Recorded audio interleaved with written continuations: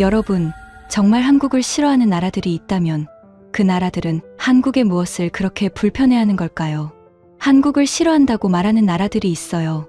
한국 드라마와 노래를 막으려 한 나라가 있었고, 한국 제품이 커지는 걸 견제한 나라도 있었죠. 한국이 하는 일마다 유난히 예민하게 반응하는 곳도 있습니다.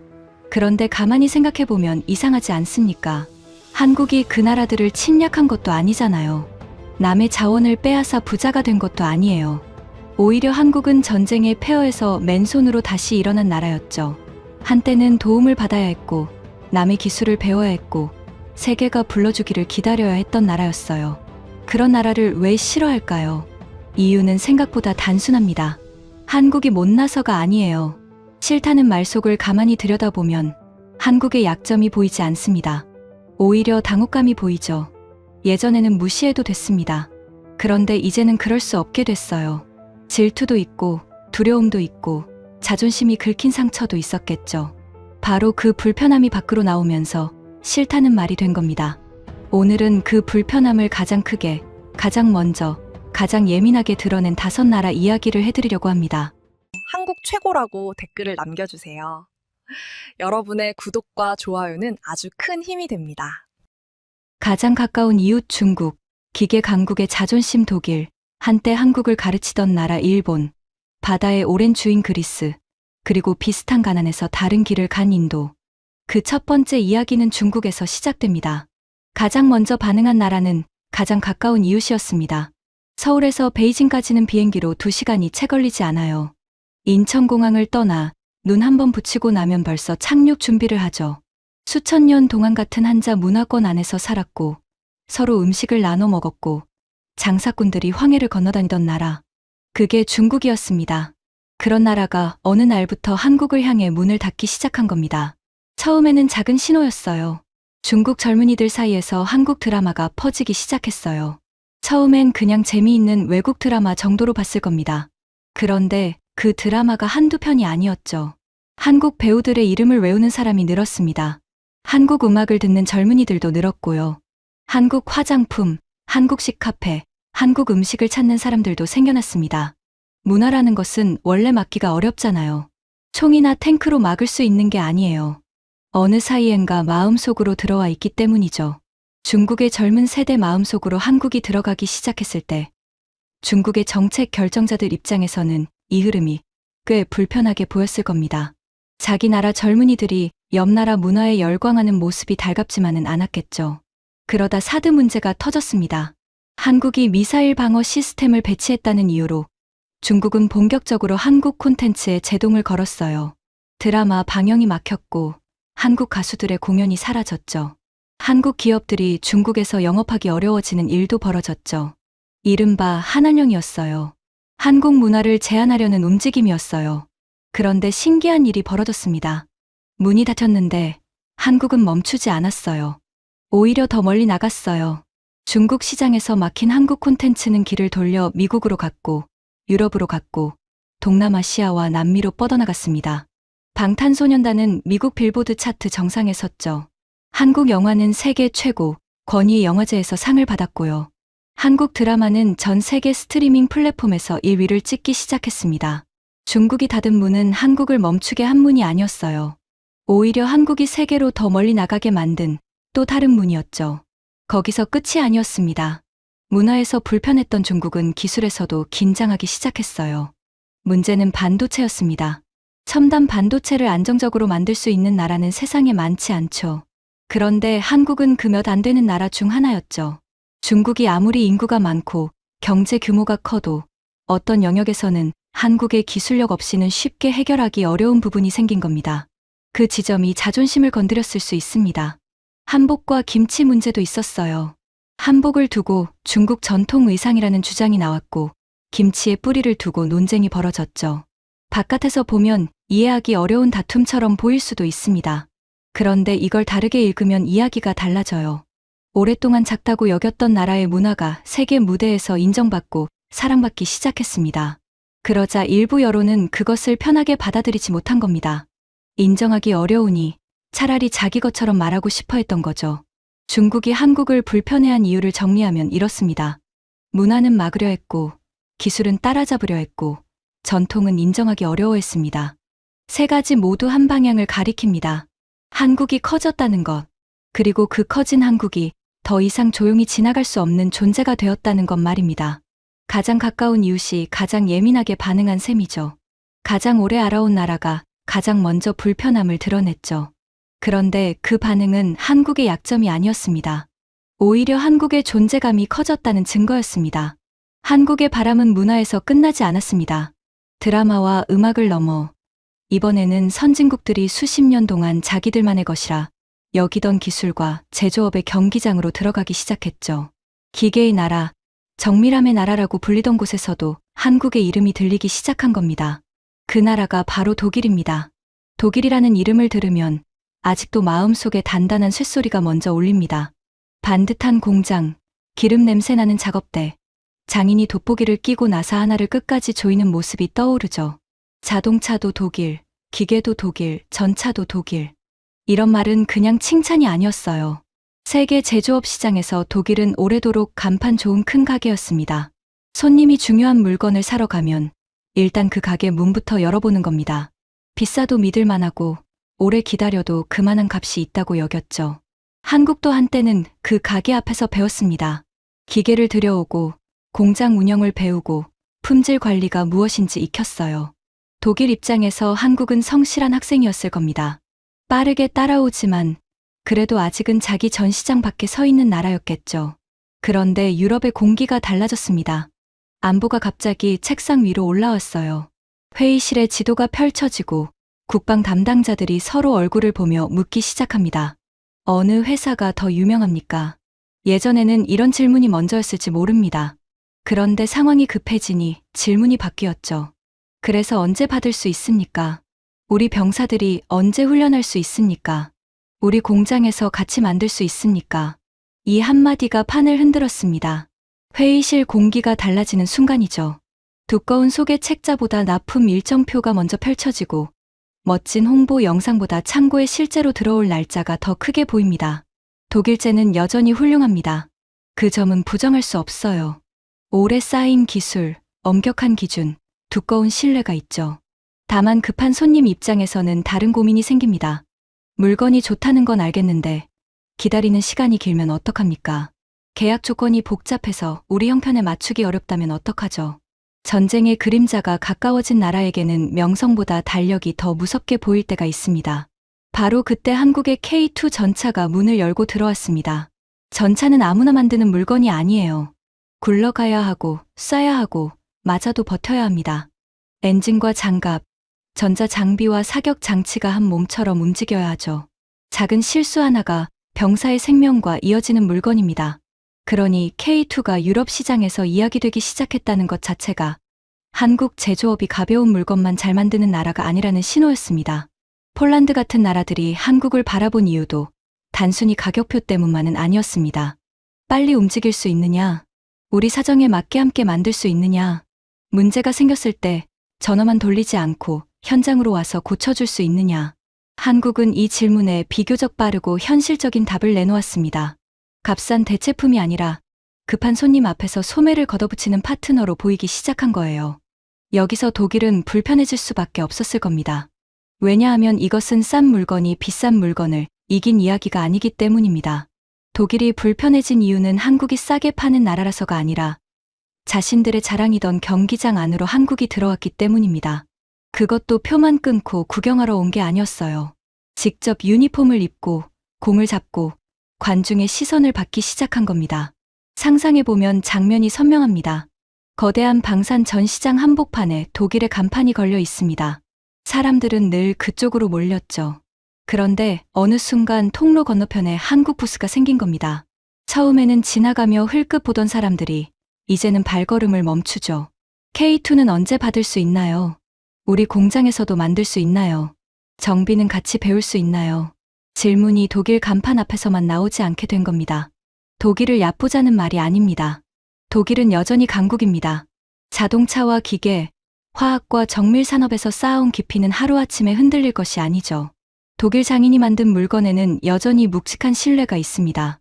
다만 손님들이 이제 한 가게만 보지 않는다는 점이 달라졌습니다.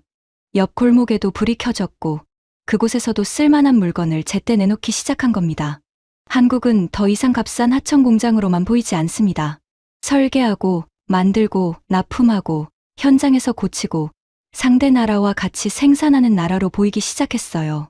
문화에서 이름을 알린 나라가 이제는 무거운 쇳덩어리와 정밀한 부품의 세계에서도 자기 이름표를 붙인 겁니다. 그래서 독일의 불편함은 한국을 낮게 봐서 생긴 감정이 아닙니다. 오히려 이제는 낮게 볼 수 없어서 생긴 감정에 가깝죠. 자기들이 오래 지켜온 전시장에 한국 부스가 생겼고 관중들이 고개를 돌리기 시작했습니다. 그 장면이 편할 리 없었을 겁니다. 그런데 한국을 불편하게 바라본 나라는 독일만이 아니었습니다. 더 가까운 곳에는 한때 한국을 가르치던 나라가 있었죠. 그리고 그 나라는 이제 한국이 스스로 답을 만들기 시작한 모습을 가장 복잡한 마음으로 바라보게 됩니다. 바로 일본입니다.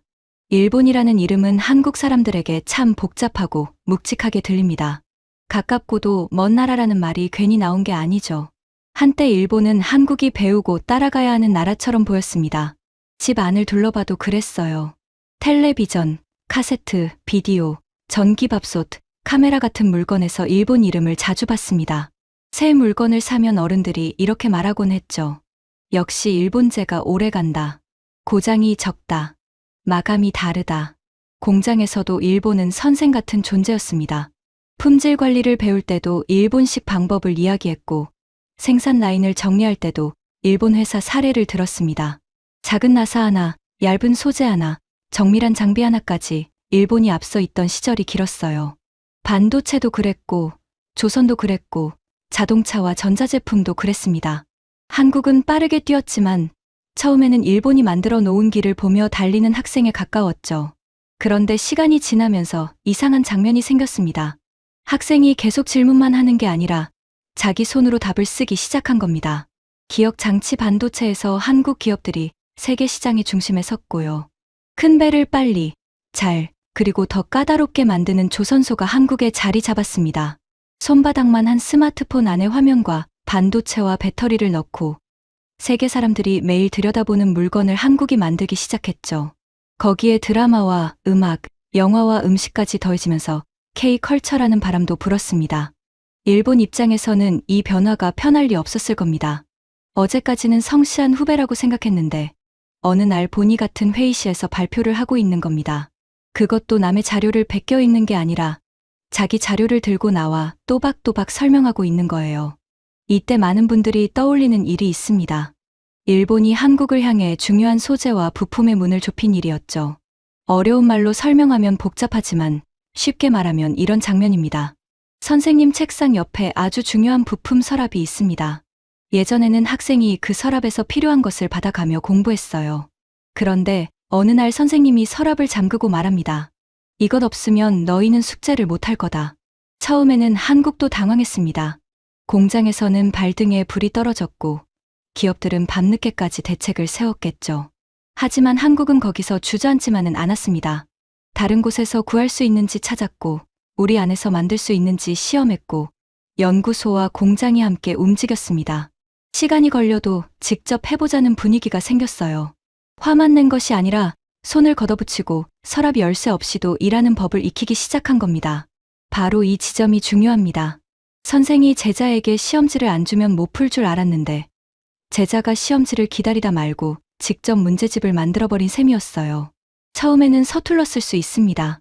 밤새 지우개질도 했을 겁니다. 하지만 그 과정에서 한국은 알게 됐죠. 남이 주는 답안지만 바라보면 영원히 남의 시간표에 맞춰 살아야 한다는 것을요. 일본이 정말 불편했던 것은 한국이 따라왔다는 사실보다 이제 한국이 일본의 허락 없이도 답을 만들기 시작했다는 사실이었습니다. 따라오는 나라는 견제할 수 있습니다. 속도를 늦추게 할 수도 있죠. 하지만 스스로 길을 내는 나라는 다릅니다. 한 번 길을 내기 시작하면 다음에는 더 빨리 갑니다. 부품을 만들고 공급망을 바꾸고 현장에서 문제를 풀어본 경험이 쌓이면 그 자체가 실력이 되거든요. 물론 일본을 얕보자는 말은 아닙니다. 일본은 여전히 강한 나라입니다. 소재와 장비, 정밀 기계, 자동차, 기초 과학의 깊이는 쉽게 따라잡을 수 있는 것이 아니에요. 일본 기업들이 오랫동안 쌓아온 기술과 신뢰도 여전히 큽니다. 그래서 더 불편했을지 모릅니다. 아무것도 아닌 나라가 올라온 게 아니라 오래 지켜보던 가까운 나라가 자기 힘으로 문을 열고 들어왔기 때문입니다. 한국과 일본의 관계는 늘 감정만으로 설명할 수 없습니다. 경쟁도 있고 협력도 있고 오래된 상처도 있고 서로 배워야 할 부분도 있죠. 다만 분명한 것은 하나입니다. 이제 한국은 일본이 허락해야만 움직이는 나라가 아닙니다. 일본 제품을 부러워만 하던 소비자에서 세계 시장에서 자기 제품을 내놓는 생산자가 됐습니다. 남이 만든 문제를 푸는 학생에서 스스로 문제를 내고 답을 검증하는 나라가 된 겁니다. 그래서 일본의 불편함은 단순한 미움이 아닙니다. 익숙했던 순서가 바뀌는 데서 오는 당혹감에 가깝습니다. 앞서가던 사람이 뒤에서 들리는 발소리를 듣는 느낌이죠. 그런데 그 발소리는 소란스럽게 욕하는 소리가 아니었습니다. 밤새 공장을 돌리고 연구실 불을 켜고 세계 시장으로 나가는 한국의 발소리였습니다. 그런데 한국을 불편하게 바라본 것은 가까운 이웃과 제조업 강국만이 아니었습니다. 바다를 오래 움직여온 나라들도 한국 조선소를 보기 시작했습니다. 이어지는 시선은 조금 의외입니다. 바다를 오래 움직여온 나라, 그리스입니다. 그리스 하면 많은 분들이 먼저 떠올리는 것은 파란 바다와 하얀 집, 오래된 신전일지 모릅니다. 하지만 세계의 항구와 항구를 잇는 사람들에게 그리스는 또 다른 이름으로 불립니다. 배를 잘 아는 나라, 바다에서 돈의 흐름을 읽어온 나라, 큰 화물을 싣고 먼 바다를 건너는 일에서 오랫동안 감각을 키워온 나라입니다. 그리스 사람들은 바다를 낭만으로만 보지 않았습니다. 바다는 길이었고 밥줄이었고 위험한 장사판이었습니다. 날씨가 바뀌면 배 한 척의 운명이 흔들리고 기름값이 오르면 계산서가 달라지고 항구가 막히면 전 세계의 물건의 흐름이 꼬입니다. 그런 바다 위에서 그리스 해운업자들은 수많은 배를 굴려왔습니다. 어디에 배를 보내야 하는지, 어떤 화물을 실어야 하는지, 언제 새 배를 들여야 하는지 몸으로 배운 사람들이죠. 그런데 바로 그런 사람들이 새 배를 만들 때 한국 조선소의 문을 두드립니다. 생각해보면 묘한 장면입니다. 바다를 오래 아는 사람은 그리스인데 그 바다를 건널 배를 만드는 곳은 한국인 겁니다. 배를 운항하는 사람과 배를 만드는 사람이 서로 마주 앉습니다. 그리스 쪽에서는 말하겠죠. 이 배는 오래 달려야 한다. 연료를 아껴야 한다. 파도가 거칠어도 흔들림을 버텨야 한다. 항구에 들어갈 때도 문제 없어야 한다. 그리고 한국 조선소는 도면을 펴놓고 하나하나 답을 합니다. 이 부분은 이렇게 만들고 이 장치는 이렇게 넣고 안전은 이렇게 확인하겠습니다. 특히 더 까다로운 배가 있습니다. 아주 차가운 가스를 싣고 바다를 건너는 배입니다. 액화 천연가스 운반선이라고 부르는 배죠. 말은 단순해 보여도 속을 들여다보면 보통 배가 아닙니다. 눈에 보이지 않는 가스를 아주 낮은 온도로 차갑게 만들어 액체처럼 싣고 갑니다. 그 안에 화물은 얌전히 누워있는 쇳덩이가 아닙니다. 온도와 압력에 민감하고 작은 실수에도 위험이 커질 수 있는 물건입니다. 그러니 이 배는 아무 나라나 만들 수 없습니다. 철판을 크게 붙인다고 끝나는 일이 아니에요. 차가운 화물을 담아둘 공간이 조금만 어긋나도 안 됩니다. 배 안의 장치들이 서로 맞물려 움직여야 하고 바다 위에서 긴 시간을 버텨야 합니다. 선원들이 안심하고 일할 수 있어야 하고 화물을 맡긴 회사도 믿을 수 있어야 합니다. 겉으로 보기에는 그저 큰 배 한 척이지만 그 안에는 용접의 정밀함과 설계의 계산, 안전을 확인하는 수많은 손길이 들어갑니다. 이런 배를 주문하는 사람들은 쉽게 감탄하지 않습니다. 그리스 해운업자들은 배의 겉모양만 보지 않습니다. 오래 굴렸을 때 돈이 남는지, 고장이 잦지 않은지, 약속한 날짜에 나오는지, 바다에서 믿을 만한지 따집니다. 칭찬보다 계산이 먼저인 사람들입니다. 그런 사람들이 한국 조선소를 찾는다는 것은 단순히 가격이 싸서만은 아닙니다. 까다로운 배를 맡길 만하다고 본다는 뜻입니다. 여기서 한국의 크기가 다시 보입니다. 한국은 바다를 지배하겠다고 소리친 나라가 아니었습니다. 섬도 아니고 전통해온 제국도 아니었습니다. 하지만 좁은 땅에 조선소에서 쇳덩이를 자르고 붙이고 설계도를 고치고 납기를 지키며 신뢰를 쌓았습니다. 누군가는 사무실에서 계산기를 두드렸고 누군가는 작업복에 땀을 묻혔고 누군가는 새벽 바람을 맞으며 배의 마지막 부분을 확인했겠죠. 그렇게 만든 실력이 바다의 오래된 주인들에게까지 닿은 겁니다. 이것은 그리스를 낮춰보자는 이야기가 아닙니다. 오히려 반대입니다. 배를 오래 굴려본 사람들이라 더 냉정하게 고릅니다. 바다에서 실수는 변명으로 덮이지 않습니다. 항구에 늦으면 손해가 나고 고장이 나면 신뢰가 깨집니다. 그러니 그리스가 한국을 찾는 장면은 가벼운 자랑거리가 아닙니다. 배를 아는 사람들이 배를 만들 기술을 알아본 장면입니다. 예전에는 세계의 큰 흐름을 남들이 정했습니다.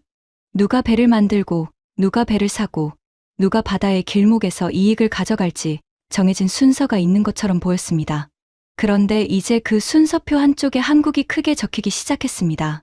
배를 굴리는 사람도 더 어려운 배가 필요할 때는 한국 기술을 찾는 시대가 온 겁니다. 그리스의 항구에서 출발한 배가 먼 바다를 건너고 그 배의 뼈대와 심장이 한국 조선소에서 만들어졌다는 사실. 이 장면은 조용하지만 강합니다. 배가 항구를 떠날 때 사람들은 선사의 이름을 먼저 봅니다. 하지만 그 배가 버틴 파도와 차가운 화물칸 뒤에는 한국 조선소에서 보낸 긴 밤도 함께 실려 있습니다. 한국이 커졌다는 말은 단지 공장이 많아졌다는 뜻이 아닙니다. 세계가 믿고 맡기는 일이 많아졌다는 뜻입니다. 그리고 믿고 맡긴다는 것은 말보다 훨씬 무거운 인정입니다. 바다를 오래 아는 나라가 한국의 손을 찾았습니다. 그 뒤에는 또 다른 시선이 기다리고 있습니다. 비슷한 가난에서 출발했지만 다른 길을 걸어간 나라. 인도가 한국을 보며 복잡한 질문을 품기 시작했습니다. 이번에는 인도입니다. 인도를 이야기할 때는 조심해야 합니다. 크고 오래된 문명이고 지금도 수많은 젊은 사람들이 자기 삶을 바꾸기 위해 뛰고 있는 나라입니다. 어느 한 장면만 보고 가난하다고 말하기에는 너무 넓고 어느 한 지표만 보고 뒤처졌다고 말하기에는 너무 복잡하죠.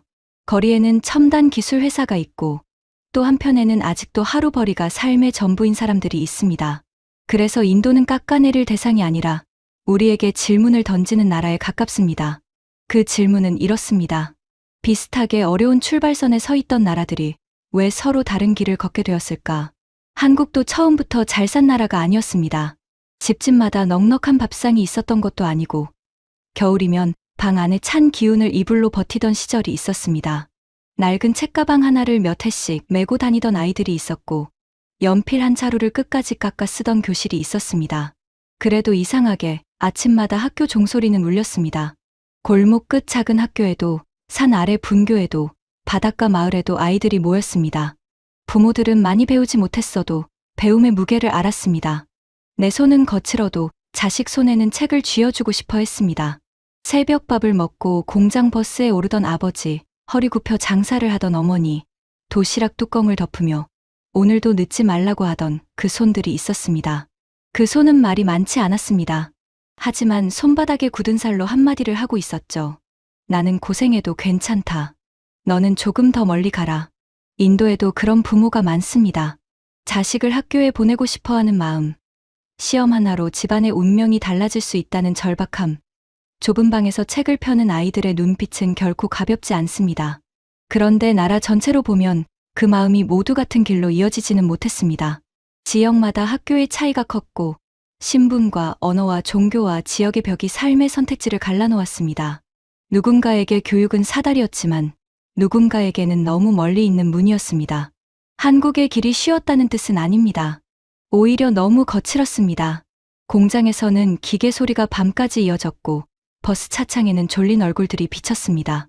도시락에는 김치와 밥이 전부인 날도 많았습니다. 그래도 사람들은 월급 봉투를 받으면 먼저 학비를 생각했습니다. 새 옷보다 참고서, 고기 반찬보다 등록금, 쉬는 날보다 특근을 고르던 세대가 있었습니다. 그 선택들이 모여 나라의 방향을 조금씩 바꿨습니다. 그때의 한국은 부자 나라의 흉내를 낸 것이 아니었습니다. 살아남기 위해 배웠고, 배운 것을 공장으로 가져갔고, 공장에서 나온 돈을 다시 아이들의 교실로 보냈습니다. 교실에서 배운 아이들은 연구소로, 설계실로, 조선소로, 자동차 공장으로, 반도체 라인으로 들어갔습니다. 부모가 도시락을 싸주던 손은 어느새 자식의 졸업장을 붙잡는 손이 되었고, 공장 버스의 흔들림은 수출 선박의 진동으로 이어졌습니다. 그래서 인도가 한국을 볼 때 느끼는 불편함은 단순한 질투가 아닐 겁니다. 왜 우리는 더 큰 땅과 더 많은 젊은이와 더 오래된 지혜를 가지고도 저 작은 나라처럼 빠르게 길을 묶어내지 못했을까 하는 질문일 수 있습니다. 물론 인도는 지금도 성장하고 있습니다. 정보 기술과 우주 개발, 의학과 서비스 산업에서 놀라운 힘을 보여주고 있습니다. 세계가 인도의 가능성을 말하는 이유도 분명합니다. 그러니 이 이야기는 인도를 낮추는 이야기가 아닙니다. 오히려 같은 가난을 지나온 두 나라가 서로 다른 숙제를 안고 있다는 이야기입니다. 한국은 모든 것을 잘해서 여기까지 온 나라가 아닙니다. 실수도 많았고 그늘도 있었습니다. 빠른 성장 뒤에는 다친 사람도 있었고 가족과 건강을 미뤄둔 시간도 있었습니다. 하지만 한 가지는 분명합니다. 많은 어른들이 자기 인생의 편안함을 뒤로 미루고 다음 세대의 출발선을 조금 앞으로 밀어주었습니다. 그 마음이 없었다면 반도체도, 자동차도, 조선도 그냥 공장 이름에 그쳤을지 모릅니다. 기술은 기계에서 시작되는 것 같지만 사실은 도시락을 싸던 부엌과 등록금을 세던 밤에서 먼저 시작됐습니다. 비 오는 날 젖은 책가방을 말리던 방, 시험 전날 등잔불처럼 켜져 있던 형광등, 공장 문 앞에서 서로의 어깨를 두드리던 동료들까지 그 작고 오래된 장면들이 나라의 근육이 되었습니다. 그래서 오늘의 성취는 갑자기 솟은 탑이 아니라 이름 없는 하루들이 차곡차곡 쌓인 언덕에 가깝습니다. 그래서 오늘 한국을 바라보는 인도의 복잡한 시선 속에는 이런 물음이 숨어 있습니다. 한 나라의 미래를 바꾸는 것은 거대한 자원일까? 아니면 작은 교실을 포기하지 않는 마음일까? 한국의 어른들에게 이 질문은 남의 이야기가 아닙니다. 낡은 책가방을 메고 학교로 갔던 아이, 새벽 공장 버스에 몸을 실었던 청년, 자식 학비 앞에서 한숨을 삼키던 부모가 바로 우리였기 때문입니다. 그러니 지금의 한국을 보며 세계가 불편해한다면 그 안에는 우리 세대가 버텨온 시간이 담겨 있습니다. 누군가에게는 너무 작아 보였던 나라가 부모의 손과 학교 종소리와 공장의 불빛을 이어붙여 여기까지 온 겁니다. 이제 와서 돌아보면 그 세월은 헛되지 않았습니다. 가난을 부끄러워하지 않고 배움을 포기하지 않고 자식의 내일을 위해 오늘을 견딘 시간이 결국 나라의 얼굴을 바꾸었습니다. 이제 5나라의 불편함을 한 줄로 묶어보면 공통점이 보입니다. 여기서 한번 돌아봐야 합니다. 중국이 불편해한 것은 한국의 문화가 너무 가까이 들어왔기 때문이었습니다. 드라마 한 편, 노래 한 곡, 옷차림 하나가 젊은 사람들의 마음을 움직이기 시작하자 그냥 웃고 넘길 수 없게 된 겁니다. 기술도 마찬가지였습니다. 예전에는 큰 나라가 작은 나라를 내려다보는 줄 알았는데 어느 순간 반도체와 배터리와 콘텐츠에서 한국 이름이 앞에 나오기 시작했습니다. 그래서 중국은 예민해졌습니다. 한국이 작아서가 아니라 너무 선명하게 보이기 시작했기 때문입니다. 독일은 또 달랐습니다. 독일에게 제조업은 단순한 산업이 아니었습니다. 오래 쌓아온 자존심이었고 세계가 인정해준 이름값이었습니다. 기계는 독일, 자동차는 독일, 정밀함은 독일이라는 믿음이 오랫동안 이어졌습니다. 그런데 급한 순간에 세계가 묻기 시작했습니다. 누가 빨리 만들 수 있는가? 누가 약속한 때에 맞춰줄 수 있는가? 누가 현장에서 바로 쓸 수 있는 물건을 내놓는가? 그 질문 앞에서 한국이 조용히 손을 들었습니다. 독일이 불편했던 것은 한국이 싼 물건을 팔아서가 아니었습니다. 자신들의 자랑이던 경기장 안으로 한국이 들어왔기 때문입니다. 일본의 마음은 더 복잡했을 겁니다. 한때 일본은 한국이 보고 배우던 나라였습니다. 기술도, 산업도, 생활도 많은 부분에서 일본이 앞에 서 있었습니다. 그런데 한국은 배우는 데서 멈추지 않았습니다. 밤새워 따라가고 다시 고치고 더 빠르게 만들고 결국 자기 방식의 답을 내기 시작했습니다. 누군가 시험지를 주지 않으면 못 풀 줄 알았는데 한국은 스스로 문제를 만들고 답까지 써내려갔습니다. 일본이 정말 불편했던 것은 한국이 따라왔다는 사실만이 아니었습니다. 이제 한국이 일본의 허락 없이도 길을 열기 시작했다는 사실이었습니다. 그리스는 바다의 나라였습니다. 오래전부터 배를 알고 항로를 알고 바다로 먹고 살아 온 나라였습니다. 그런데 큰 배, 어려운 배, 한 번의 실수도 용납되지 않는 배를 만들 때 세계는 한국 조선소를 찾았습니다. 바다를 움직이는 사람도 배를 만들 때는 한국의 기술을 믿게 된 것입니다. 이것은 소리 높여 이겼다는 이야기가 아닙니다. 정말 중요한 일, 정말 비싼 일, 정말 실패하면 안 되는 일을 맡길 때 한국 이름이 선택지 안에 들어갔다는 뜻입니다. 바다를 아는 사람일수록 압니다. 큰 배는 돈만 있다고 만드는 것이 아니라 끝까지 책임질 손과 머리가 있어야 만든다는 것을 말입니다. 인도는 또 다른 질문을 품었을 겁니다. 한국도 가난했습니다. 먹고 사는 일이 먼저였고 집집마다 사정이 넉넉하지 않았습니다. 그러나 한국은 그 가난을 지나오면서 학교를 세웠고 아이들을 책상 앞에 앉혔고 부모들은 새벽부터 몸을 움직였습니다. 공장 불은 밤에도 꺼지지 않았고 어머니는 아끼고 또 아껴 자식 학비를 마련했습니다. 아버지는 말없이 일터로 나가 허리가 휘도록 버텼습니다. 그 시간이 쌓여 오늘의 한국이 됐습니다. 그래서 인도가 한국을 볼 때 느끼는 감정은 단순한 질투만은 아닐 겁니다. 비슷한 가난에서 출발했는데 왜 저 나라는 다른 길을 만들 수 있었을까 하는 복잡한 질문이 남았을 겁니다. 결국 5나라의 불편함은 모두 달랐습니다. 어떤 나라는 문화가 불편했고 어떤 나라는 기술이 불편했습니다. 어떤 나라는 자존심이 흔들렸고 어떤 나라는 오래된 비교가 아팠습니다. 어떤 나라는 한국을 보며 자기 나라의 길을 다시 생각하게 됐습니다. 하지만 그 밑바닥에는 같은 이유가 흐르고 있었습니다. 한국이 이제 그냥 지나칠 수 있는 나라가 아니라는 사실입니다. 예전에 한국은 늘 설명이 필요했습니다. 어디에 있는 나라냐고 물으면 지도를 펼쳐야 했고, 무엇을 만드는 나라냐고 물으면 하나하나 말해야 했습니다. 전쟁의 폐허에서 시작한 나라, 도움을 받던 나라, 가난했던 나라라는 설명이 먼저 따라붙었습니다. 그러나 지금은 다릅니다. 한국의 노래를 듣는 사람이 있고, 한국 드라마를 밤새 보는 사람이 있고, 한국 배터리와 반도체와 선박과 무기를 계산해 넣는 나라들이 있습니다. 이제 세계는 한국을 알아봐 주는 정도가 아닙니다.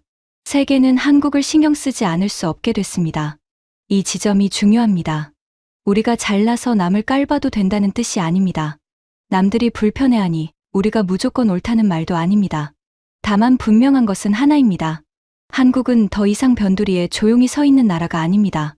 누군가의 시장을 흔들고, 누군가의 자존심을 건드리고, 누군가의 젊은 마음속으로 들어가고, 누군가의 산업 계획에 이름을 올리는 나라가 됐습니다. 그러니 불편함이 생깁니다. 보이지 않는 나라는 미움을 받기도 어렵습니다. 계산에 들어오지 않는 나라는 견제를 받지도 않습니다. 불편하다는 말은 그만큼 한국이 보인다는 뜻입니다. 그리고 이 모든 것은 어느 날 갑자기 하늘에서 떨어진 선물이 아니었습니다.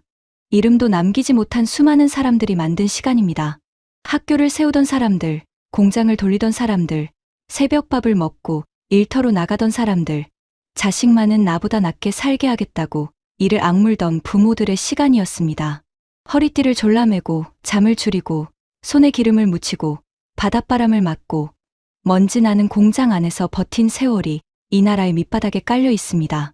그래서 오늘 우리가 느껴야 할 감정은 미움이 아닙니다. 조롱도 아닙니다.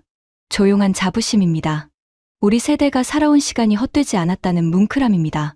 작고 가난했던 나라가 여기까지 왔다는 사실, 남의 눈치를 보며 배워야 했던 나라가 이제는 세계의 계산표 안에 들어갔다는 사실, 그것만으로도 충분히 가슴 뜨거운 일입니다. 여기서 우리가 꼭 기억해야 할 것이 있습니다. 한국은 처음부터 박수받던 나라가 아니었어요. 한때는 지도에서 어디에 있는지 설명해야 했고, 전쟁이 끝난 뒤에는 폐허 위에서 다시 밥을 지어야 했습니다. 공장도 부족했고, 기술도 부족했고, 돈도 부족했죠.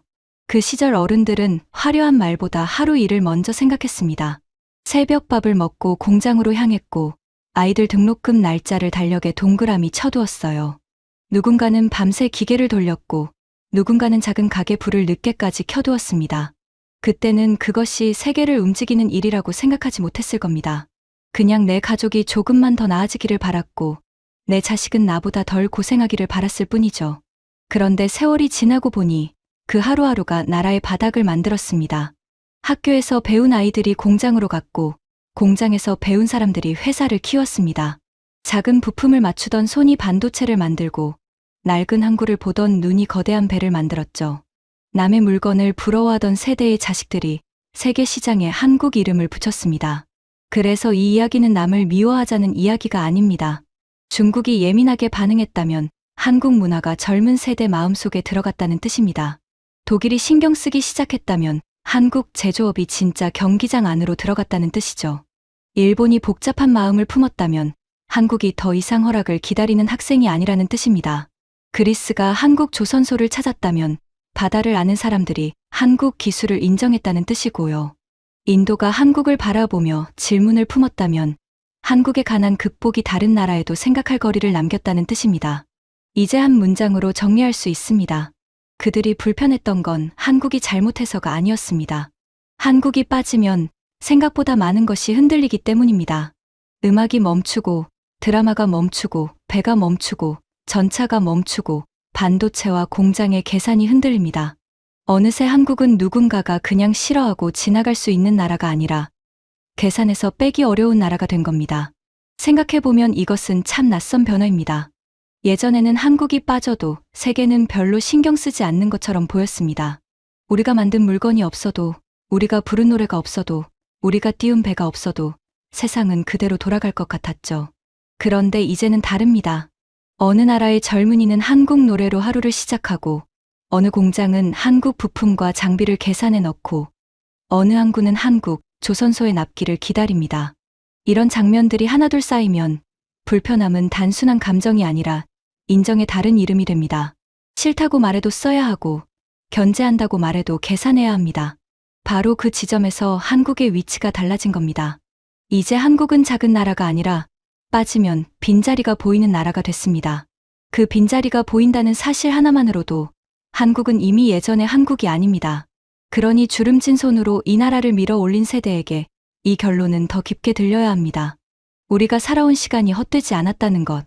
작고 가난하다고만 불리던 나라가 이제 누군가의 시장을 흔들고 누군가의 자존심을 건드리고 누군가의 선택지 안에 들어갔다는 것. 이것이야말로 이번 이야기의 마지막 대답입니다. 그들이 불편해한 건 한국이 잘못해서가 아니었습니다. 이제 세계가 한국을 그냥 지나칠 수 없게 되었기 때문입니다.